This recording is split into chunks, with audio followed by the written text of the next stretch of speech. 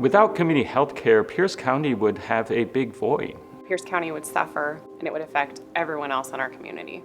We'd see a dramatic rise in the number of students that have precarious health issues. Would have a huge impact to our emergency rooms. There would be no place for people to go. Without community health care, my family would be struggling.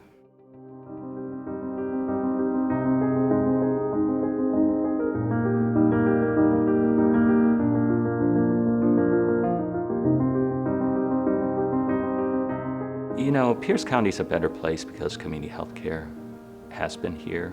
They knew you had to have health care. You have to be healthy in order to be a productive member of society. You have to be healthy in order to raise your kids so that they will grow up and have the greatest potential in life. Without community health care, Pierce County would have significantly less access to affordable health care by the thousands of patients that come here and the tens of thousands of visits that we do every single year. And I don't know how many countless medication fills that we do through our discounted and affordable pharmacy. A lot of people would have no access to the health care that they need. They can live day to day and operate in the society and be able to contribute to the society in an effective manner with good quality of life. It's important to my business that our community is healthy because my employees are then happy and healthy.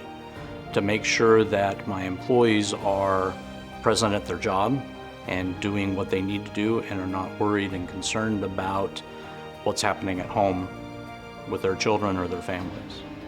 I think community healthcare impacts the community in hundreds of ways, but maternity support services specifically has a huge impact on the pregnancy outcomes for women in our community who are marginalized, who don't tend to get access to services, who have all kinds of complex mental health and medical problems that we can address that wouldn't otherwise be addressed.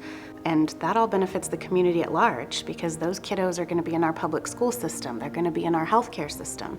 And if we can get them off to a good start, then it benefits everybody. As an ER doc, what I see as a result of lack of access to care is tragedy. The reality is when people don't get care, they don't come and see us when their diabetes is a little uncontrolled. They come and see us when they're in coma, when they're in renal failure, or when they're having that big heart attack that claims their life. Community health care is there to provide medical care, behavioral health, dental, and so much more to those that otherwise wouldn't have an opportunity to live and thrive in our community. In order for you to do well at school, you have to be there.